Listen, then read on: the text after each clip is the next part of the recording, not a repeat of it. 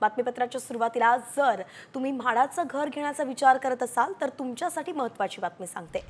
विक्रीअभावी पडून राहणारी घरं हातोहात खपावीत म्हणून आता म्हाडा नवी शक्कल लढवतोय आणि यामुळे महागड्या घरांच्या विक्रीसाठी क्षेत्रफळाऐवजी किमतीनुसार उत्पन्न गट ठरवण्याच्या हालचाली सुरू झाल्यात।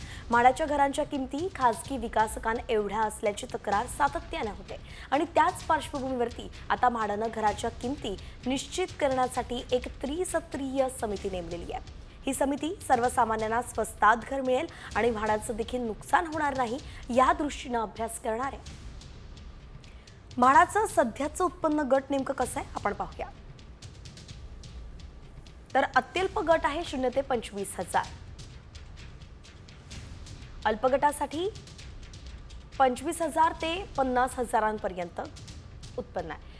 मध्यम गट जो आहे तो 50,000 ते 75,000 पर्यंत येतो।